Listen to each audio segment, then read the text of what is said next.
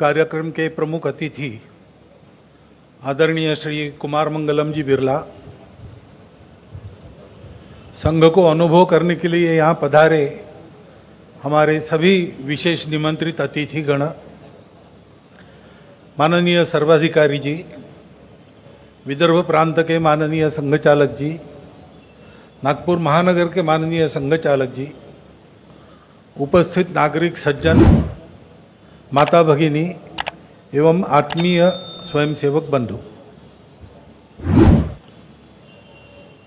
संघ के शताब्दी वर्ष के कार्यक्रमों के 2/3 कालावधि के बीच जाने के अवसर पर इस वर्ग का समापन भी यहाँ हो रहा है।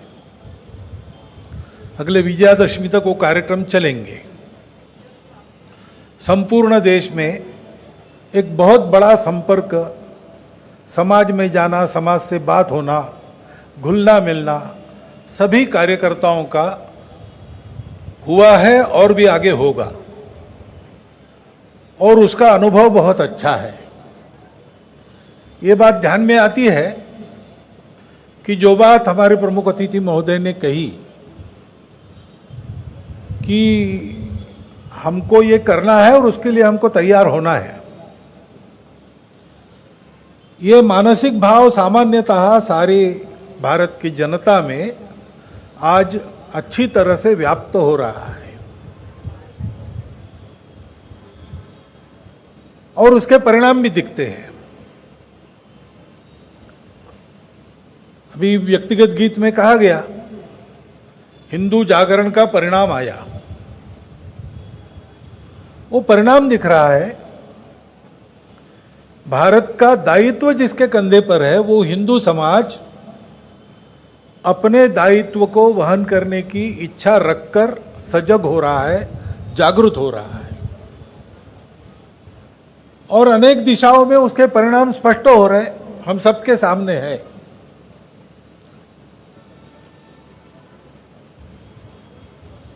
भारत आगे बढ़े, इसके लिए यह अनुकूलता जनमानस में उत्पन्न हो रही, उसके साथ साथ परिस्थिति भी अपने रंग दिखा रही है। उसका बहुत संक्षिप्त में लेकिन सटीक वर्णन हमारे प्रमुख अतिथि महोदय ने किया है। दुनिया के स्वार्थ के संघर्षों में जिनका दूर दूर से उस संघर्ष से कोई संबंध नहीं, ऐसे देश भी दुनिया के पीछे जा रहे हैं। युद्ध ईरान और अमेरिका के बीच में है, तेल की कीमतें हमारे यहां बढ़ रही है। अब परिस्थिति हमेशा ऐसी ही होती है, कुछ अच्छी बातें होती है, कुछ अच्छी न लगने वाली बातें होती है।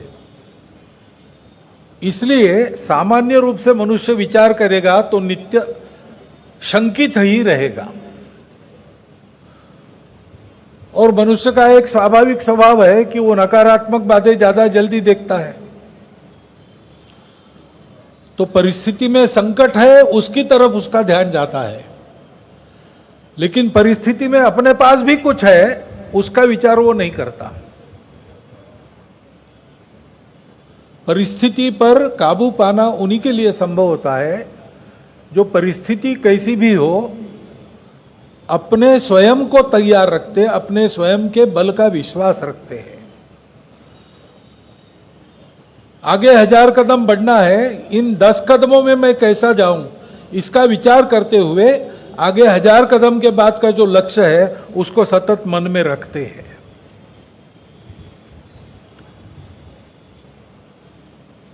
बहुत सारी बातें हैं, भारत का समय तो आ ही गया है। कलहों में फंसे, स्वार्थ में फंसे, अपना विकास और सृष्टि का विनाश, इनमें कोई बीच वाला रास्ता न पाने के कारण लड़खड़ाते हुए इस दुनिया को भारत की और भारत की ही आवश्यकता है, क्योंकि इन सबको जोड़ने वाला तत्व अन्य दुनिया के पास नहीं है। शरीर का विकास दुनिया जानती है, उसको ज्ञान है। बुद्धि का विकास दुनिया जानती है, उसको ज्ञान है, मन का भी विकास वो जानते हैं। परंतु इन तीनों को एक साथ कैसे विकसित करना? एक को विकसित करना है तो बाकी दो को दबा के रखना पड़ता है। यह प्रचलित पद्धति चल रही है। व्यक्ति की स्वतंत्रता, व्यक्ति का सुख दुनिया जानती है। समाज की स्वतंत्रता, समाज का सुख दुनिया जानती है।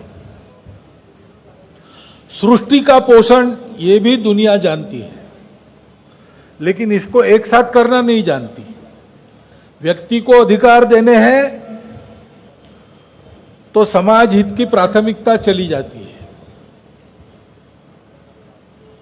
समाज को अधिकार देने हैं तो व्यक्ति को दबाकर रखना पड़ता है। और भौतिक विकास मनुष्यों का हो तो सृष्टि का क्षरण होगा। सृष्टि का रक्षण करना है तो विकास बंद करो। इस प्रकार की समस्या में दुनिया फंस गई है। इन तीनों को साथ चलाने वाला, तीनों को साथ आगे ले जाने वाला तत्व दुनिया के पास नहीं है। जीवन के लिए अर्थ और काम पुरुषार्थ आवश्यक होते हैं। हमारे यहां भी उसकी मान्यता है। और अर्थ काम से कभी न कभी आदमी उब जाता है, उसको मोक्ष की आवश्यकता रहती, यह भी दुनिया जानती है। परंतु ये तीनों एक साथ कैसे चलाना? मनुष्य मुक्ति की ओर बढ़ता भी रहे, साधन धन संपन्न भी हो, एक अच्छा जीवन जीने के लिए जिन कामनाओं की पूर्ति करनी पड़ती है, उन कामनाओं की पूर्ति वो ठीक से करें। ये सारा एक साथ कैसे हो, दुनिया नहीं जानती है। जानकारी पुस्तकों में है, वो दुनिया पढ़ती भी है, बोलती भी है। इसको व्याख्यानों में बताने वाले वक्ता भी दुनिया भर में है। उनके व्याख्यान लोग सुनते, समझते भी है। परंतु ये जब प्रत्यक्ष करना है तो आदत का सवाल आता है।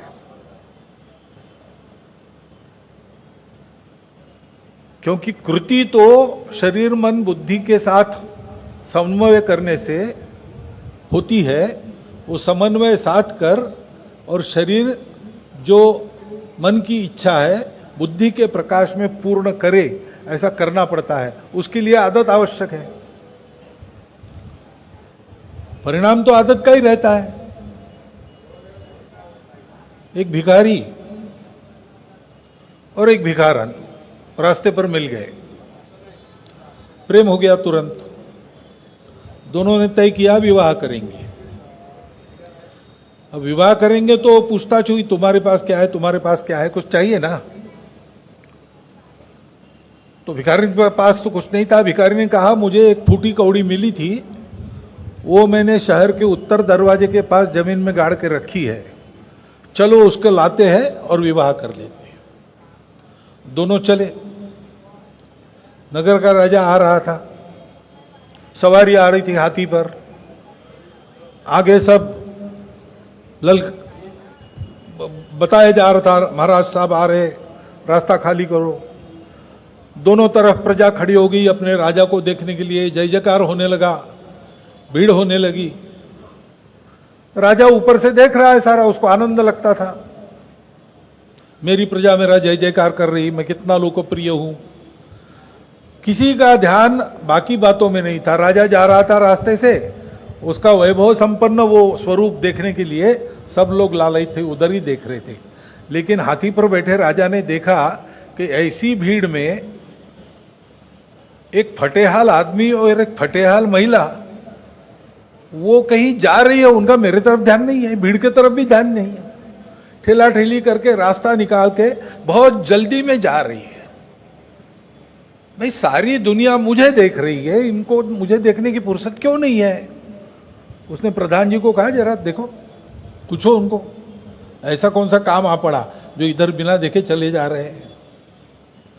प्रधान जी ने सेनापति को कहा, सेनापति ने हवालदार को कहा, हवालदार गया, उनको रोका, कहाँ जा रहे हो? तो बोले हवालदार जी रास्ता छोड़ दीजिए, विवाह करना है जल्दी, वो फूटी कौड़ी लाने जा रहे हैं। बोले रुको महाराज ने, बोले मत रोको हमारा रास्ता, जाने दो हमको। हवालदार ने दोनों को पकड़ के राजा के सामने लाया और कहा कि ये विवाह कर रहे हैं और इसके पास एक फूटी कौड़ी है, वो लाने के लिए जा रहे हैं, इसलिए आपके तरफ ध्यान नहीं। मैंने रोका तो कहता है कि जाने दो, रोको मत। तो राजा ने कहा अरे भाई फूटी कौड़ी ऐसी कौन सी बड़ी बात है, और थोड़ा रुक लोगे तो विवाह रुकने वाला थोड़ी है, बाद में होगा, रुक जाओ थोड़ा। उसने कहा नहीं महाराज। बोले तुम कौड़ी की, मैं तुमको 1 रुपया देता हूं। नहीं नहीं महाराज जाने दीजिए। जिद पर आ गया। अब जिद पर आदमी आता है तो राजा भी उसके सामने कुछ नहीं। राजा ने कहा अरे भाई सोने का रुपया देता हूं। तो नहीं चाहिए। अच्छा चल 10 रुपया देता हूं सोने का। राजा बढ़ाते गया, ये नाना करते रहा। आखिर राजा ने कहा तेरे को आधा राज देता हूं। तो भी वो नहीं माने। लेकिन महिलाएं व्यवहार चतुर होती है।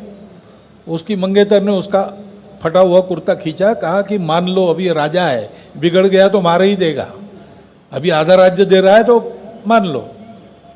तो उसने कहा ठीक है महाराज, मान्य है। तुरंत राजा ने लोगों को बुला के वहीं पर अपना आधा राज्य देके उसका राज्याभिषेक पानी छोड़ के करवा दिया। और फिर कहा कि चलो अब भोजन के लिए हमारे यहाँ। तो बोले भोजन के लिए? हाँ, आप राजा बन गए हो, हमारे बराबरी के हो, अब चलो पहले भोजन करो। तो ठीक है महाराज आप आगे हो जाइए, मैं आता हूँ 5 मिनट के बाद। क्या है? तो कौड़ी लेके आता हूँ। अब आदत है उसकी, एक एक कौड़ी, बेचारे के पास धन नहीं, 1 फूटी कौड़ी मिली है, उसका बड़ा जतन करना, उसका ही चिंतन करना। परिस्थिति बदल गई लेकिन स्वभाव तो नहीं बदला। हम सुनते हैं एक समय भारत विश्वगुरु था, और केवल आध्यात्मिक गुरु नहीं था। ईस्वी सन 1 से ईस्वी सन 1600 तक भारत आर्थिक दृष्टि से दुनिया का प्रथम देश था। ज्ञान विज्ञान में भी हम लोग सबसे ऊंचे थे। दुनिया का आज का भौतिक ज्ञान उसके मूल में जाए तो खोजते खोजते हम पहुंचेंगे फिर से भारत के पास। भारतीय ज्ञान संपदा की चर्चा हो रही, उसका अध्ययन करते तो ध्यान में आता है। तो यहां से संस्कृति, सभ्यता, अध्यात्म के साथ साथ अर्थ विद्या, भौतिक विद्या, सारा ज्ञान, आयुर्वेद, गणित, ये सारा यहीं से गया है। ऐसे हम लोग थे। तो हम पर यह बारी क्यों आई कि 1000 वर्ष हमने गुलामगिरी झेली। जिन्होंने हमको गुलाम बनाया वो कोई हमसे श्रेष्ठ तो थे नहीं, संख्या तो उनकी ज्यादा नहीं थी, बड़े दूर से आकर उन्होंने हमको जीता। किसी मामले में हमसे बढ़तर नहीं थे, हमसे बदतर ही थे।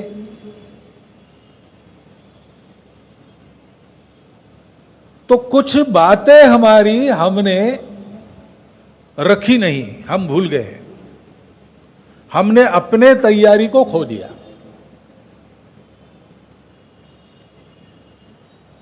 उस तैयारी को हमको करना पड़ेगा।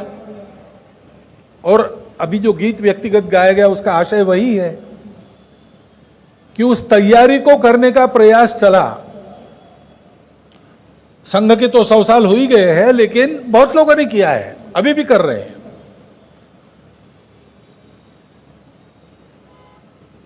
हिंदुत्व के जागरण का प्रयास तो स्वामी विवेकानंद, दयानंद महर्षि, उनके पहले से चल रहा है।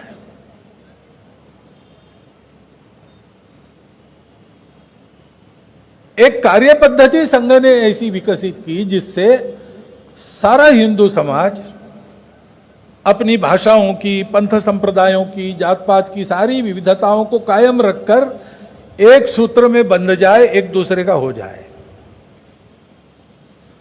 और उसके जीवन में यह भाव आए कि यह देश मेरा है, यह समाज मेरा है, यह धर्म संस्कृति मेरी है। मैं जो कुछ विशेषता अपने में लेकर चलता हूं उसका लगभग पूरा श्रेय तो इनको है।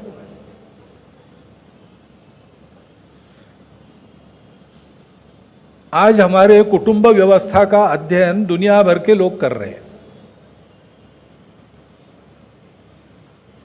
वो कुटुंब व्यवस्था हमको मिली कहां से? हमारी परंपरा में चलता आया है।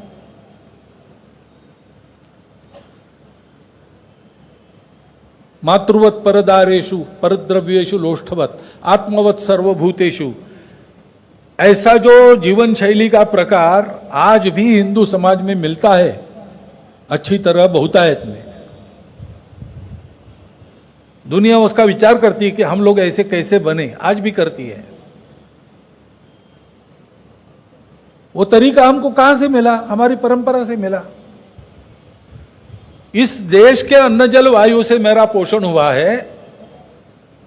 इस देश की समृद्धि और सुरक्षा ने हमारे पूर्वजों को जो संस्कार दिए, उन संस्कारों से मेरा संस्कार बना है।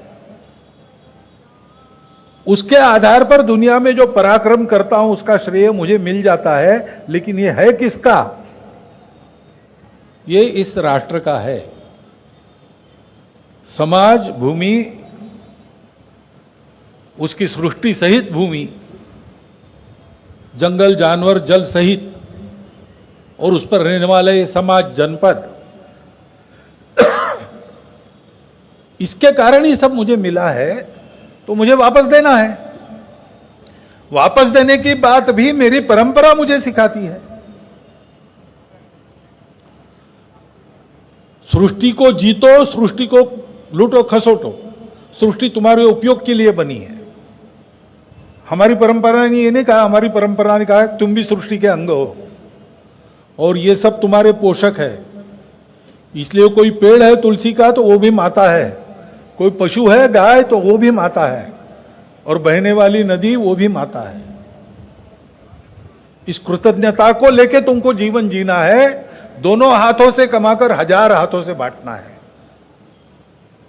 ये जीवन हमको मिला, उसकी आदत पीढ़ी दर पीढ़ी हमारे संस्कारों द्वारा, हमारे संस्कृति से हमको मिली है।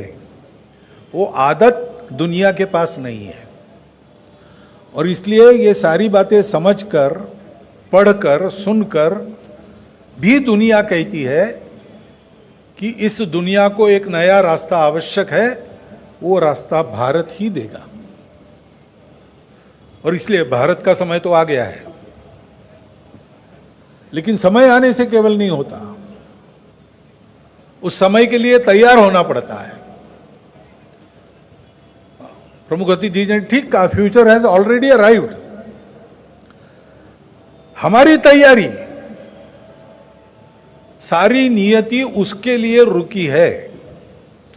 हम तो बहुत वर्षों से कह रहे हैं, हम ये नहीं संघ के लोग नहीं, हम भारत के लोग, भारत विश्वगुरु है, भारत विश्वगुरु बनेगा, भारत को विश्वगुरु बनाना है।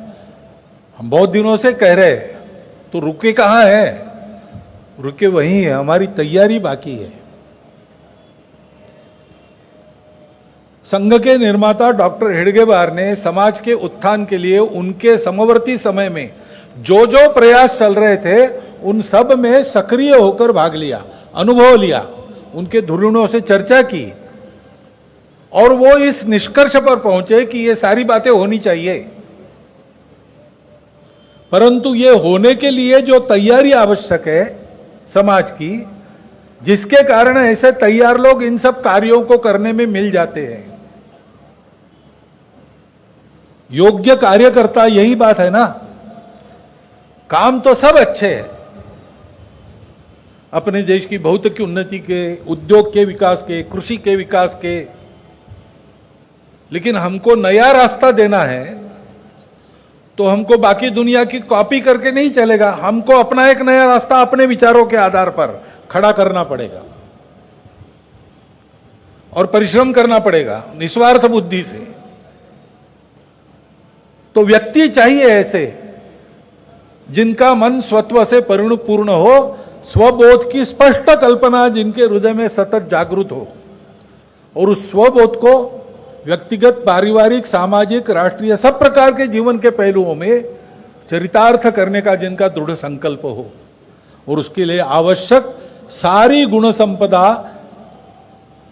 जो साधना से प्राप्त कर रहे हैं, वो साधना जिनकी निरंतर चलती है, जो समाज, देश, राष्ट्र के लिए जीने मरने पर उतारू है, ऐसे लोगों का सतत, बाकी सप्लाई चेन गड़बड़ हो गई तो फिर ठीक कर सकते हैं, ये सप्लाई चेन कभी गड़बड़ नहीं होनी चाहिए। और इसलिए सबके कामों को पूर्ण करने वाला ये काम उन्होंने 100 साल पहले शुरू किया। बहुत लग के करने का काम है, एक एक व्यक्ति पर समय लगाना पड़ता है, वर्षों लगाते हैं तब एक व्यक्ति थोड़ा सा तैयार होता है, और इसलिए सब बाकी कार्यों से हटकर इसी पर केंद्रित हुए, और उसकी परिणति आप राष्ट्रीय स्वयंसेवक संघ के आज के स्वरूप में देख रहे हैं। संघ को यह सब क्यों करना है? अपने लिए तो करना है नहीं, ये सारा राष्ट्र के लिए है। हमारा नाम भी न ले इतिहास तो बहुत अच्छी बात है, सारा श्रेय समाज को जाना चाहिए, क्योंकि समाज की संगठित शक्ति के द्वारा राष्ट्र का उद्धार होगा। हिंदू भारत के लिए दायित्वशील है, रिस्पॉन्सिबल है। संगठित हिंदू समाज की शक्ति अपने इस धर्म का, जो सबको जोड़कर चलाता है, सबको आगे ले जाता है, सबको उन्नत करता है, जो जोड़ने वाला तत्व शरीर मन बुद्धि में आत्मा के रूप से जाना जाता है, व्यक्ति, समाज और सृष्टि में परमात्मा के रूप में जाना जाता है, वही अर्थ काम को बांधकर मोक्ष के तरफ चलाने के लिए धर्म के रूप में जाना जाता है। हमारा देश धर्म प्राण देश है। उस अपने धर्म का संरक्षण करते हुए अपने राष्ट्र को परम वैभव संपन्न, परम बहुल संपन्न बनाना है, क्योंकि दुनिया सुनती तो उन्हीं का है जिनके पास शक्ति है, जानती सब है, यही रास्ता है। भारत ये बोल रहा है, भारत की बात सही है, लेकिन सही है इसलिए बात नहीं मानी जाती, लाठी है इसलिए बात मानी जाती है। ये दुनिया ऐसी है। हम देखते हैं बल संपन्न लोग अपनी मनमानी करते हैं, जिनमें बल नहीं है वो नीचे मुंडी डाल के उनको मानना पड़ता है। चाहे तो किसी देश को एकदम हथिया लो, चाहे तो किसी पर बम डाल दो, चाहे तो दुनिया का तेल सप्लाई बंद कर दो। ये सब शक्ति के कारण है, और इसलिए एक शक्ति संपन्न, वैभव संपन्न देश है सबसे बड़ा, इसका हम कुछ बिगाड़ नहीं सकते। और ये देश भी अपने बल और वैभव से किसी को बिगाड़ने नहीं चला है, सबको संभालने के लिए चला है। ऐसा भारत जब खड़ा होगा तब दुनिया को नया तरीका मिलेगा। भारत को अपने देश को अपने तरीके के आधार पर खड़ा करके दिखाना पड़ेगा, और उसके लिए आवश्यक गुण संपदा युक्त व्यक्ति समाज में हो। उनके समाज में विचरण करने से, विभिन्न समाज के क्रियाकलापों में अभिसरण करने से समाज का एक वातावरण बने, सारा समाज ही परस्पर अपनत्व की भावना से अनुप्राणित होकर भेद और स्वार्थ भूलकर आगे बढ़े अपने देश को बड़ा करने के लिए, ये समझकर कि अपना देश तब बड़ा होता है जब दुनिया को उस देश की आवश्यकता होती है। अपना देश सारी दुनिया पर अपना डंडा चलाने के लिए बड़ा नहीं होता। भारत धर्मप्राण देश है, दुनिया को धर्म देने के लिए बड़ा होता है। हमारे एक कार्यकर्ता थे, उन्होंने इस बात को व्यक्त किया था विदेश में जो हिंदू रहते उनकी नई पीढ़ी के सामने, कि आपको ऐसा रहना है और ऐसा काम करना है हिंदू स्वयंसेवक संघ का कि उसको देखकर वहां के लोग चाहे कि उनका अपना एक राष्ट्रीय स्वयंसेवक संघ होना चाहिए। भारत को इस रूप में खड़ा होना है अपना तरीका लेकर कि सारी दुनिया देखे और ये कहे कि जिस नींव पर इन्होंने उनके देश का निर्माण किया है, उसी नींव पर हम हमारे देश का हमारे प्रकृति के आधार पर निर्माण करेंगे। और ऐसे सब निर्मित राष्ट्र, क्योंकि जिस नींव पर निर्माण हो रहा है वो नींव विश्व बंधुत्व की है, वसुधैव कुटुंब की है, सब में एक देखने की दृष्टि वाली है, उसके आधार पर जब दुनिया के देश भी बनेंगे तो सारे जगत के राष्ट्र अपना निर्वाह ठीक से करते हुए पूरे विश्व के निर्वाह में अपना समुचित योगदान परस्पर मित्रता के भाव से साथ रहकर करते रहेंगे। ऐसा एक सपना देखकर राष्ट्रीय स्वयंसेवक संघ का काम शुरू हुआ है। अभी सर्वत्र संघ परिचित है, समाज का स्नेह भी मिलता है, विश्वास भी है, और इसलिए ये बातें आपके सामने आ रही है। संघ सारे समाज में ये वातावरण उत्पन्न करना चाहता है। ऐसे वातावरण उत्पन्न करने वाले व्यक्तियों का एक देशव्यापी समूह उत्पन्न करना चाहता है। ये हो गया तो बाकी सब अपने आप हो जाएगा, क्योंकि बाकी प्रतिभाओं की अपने देश में कमी नहीं है। सब क्षेत्रों में प्रतिभावान लोग आज भी अपने देश में है, विदेशों में भी वो अपने अपने क्षेत्र में नेतृत्व कर रहे हैं। और इसलिए एक जो मुख्य गुण चाहिए,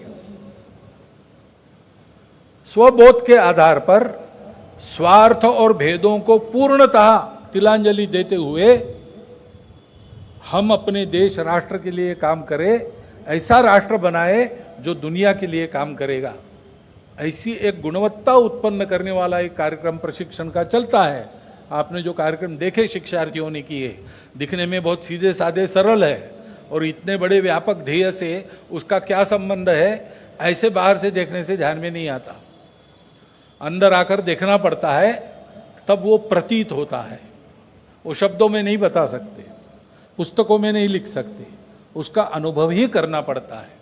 और इसलिए इस वर्ग में हम निमंत्रितों को बुलाते हैं संघ को अंदर से देखने के लिए, और ऐसे कार्यक्रमों में आपको भी निमंत्रित करते हैं कि ये प्रयास चल रहा है संघ का, लेकिन वास्तव में वो संघ का प्रयास नहीं है।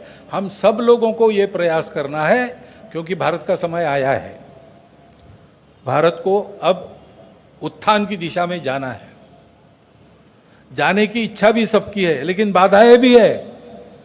हम लोगों में फूट डालने वाले लोग भी है। भारत को बड़ा न होना देना चाहने वाली ताकतें छोटे छोटे निमित्त निकालकर समाज जीवन में अशांति वगैरह उत्पन्न करने के पर तुली है। उनके कारस्थान भी चल रहे हैं। इन संस्कारों के प्रबल होने से दुनिया में अपना भट्टा बैठ जाएगा, ऐसा विचार करके कई प्रकार के तत्व हमारे संस्कारों को सीधे सीधे या अप्रत्यक्ष रूप से प्रभावित करने पर तुले हैं। ज्यादा वर्णन में नहीं जाता, परिस्थिति आपके सामने है। इन सब परिस्थितियों का मुकाबला करके यशस्वी होकर अपने देश को, दुनिया को एक नया रास्ता धर्म के आधार पर देने वाला भारत बनाना, ये हम लोगों के सामने नियति ने रखा हुआ कर्तव्य है। भारत का निर्माण उस कर्तव्य के निर्वाह के लिए हुआ है। उस कर्तव्य को साधने के लिए हम तैयार हो, इसलिए संघ का प्रयास चलता है। आपसे निवेदन यही है कि केवल दर्शक बने मत रहिए, संघ में आइए, संघ को देखिए, समझिए, फिर प्रत्यक्ष संघ के कार्य में ऐसे गणवेश पहनकर कार्यक्रमों में, शाखा में आइए। अथवा कठिन लगता हो तो संघ के स्वयंसेवक इतने सारे काम कर रहे, विविध संगठन है, गतिविधियां हैं, सेवा के कार्य चलते, उन सब में आप हितैषी के नाते सहयोगी हो सकते हैं, वहां कार्यकर्ता बन सकते हैं, अथवा समय समय पर इन सब बातों में मदद कर सकते हैं,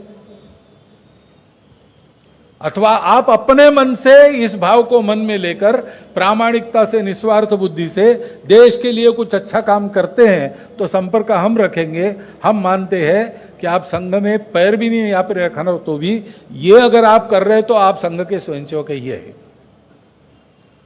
परंतु अब समय आ गया है कि पूरे समाज को इस प्रकार एक स्पष्ट कल्पना स्व के बारे में मन में रखते हुए अपने राष्ट्र के हित के लिए अपने जगत के हित के लिए सक्रिय होना पड़ेगा। ऐसा हुआ तो आने वाले 2-3 दशकों में उस भारत को हम देखेंगे जिसके बारे में स्वामी विवेकानंद ने कहा था कि मैं भविष्य नहीं जानता, न ही मेरा भविष्य पर विश्वास है, परंतु एक दृश्य मैं अपने मनश्चक्षुओं के सामने स्पष्ट देख रहा हूं। अपनी यह पवित्र भारत माता अपने पूर्व के वैभव से भी अधिक वैभव से संपन्न होकर जगत के गुरुपद के सिंहासन पर बैठकर अपने दोनों करों से सारी दुनिया को अभय और शांति प्रदान कर रही है। वो दिन हम अपने कर्तृत्व से इन्हीं आंखों से इसी देह में रखे, ये शुभकामना मैं आपको देता हूं और मेरा वक्तव्य समाप्त करता हूं।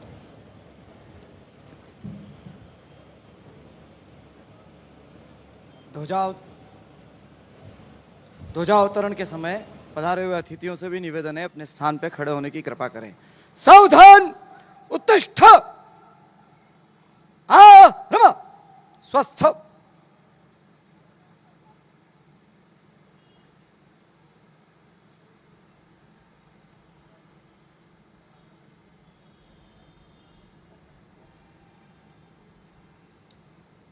संघ दक्ष, ध्वजा प्रणाम, 1 2 3।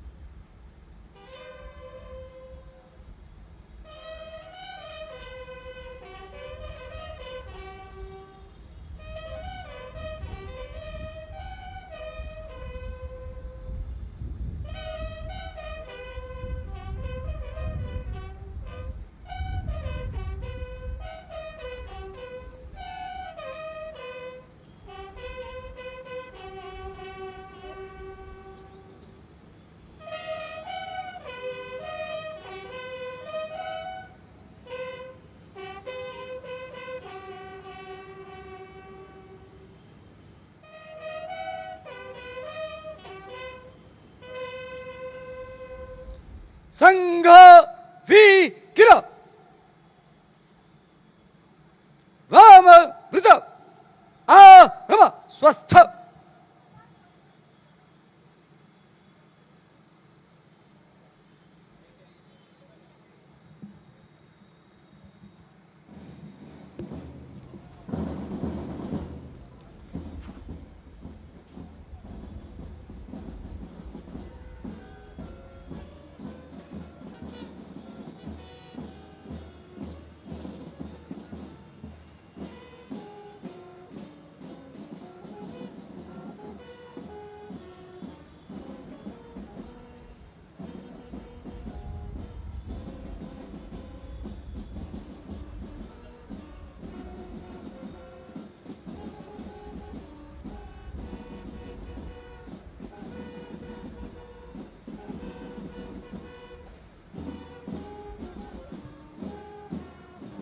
अधिकारियों के जाने के बाद ही आए हुए अतिथि महानुभावों को भी प्रस्थान करना है। अपने स्थान पे खड़े रहने की कृपा करें।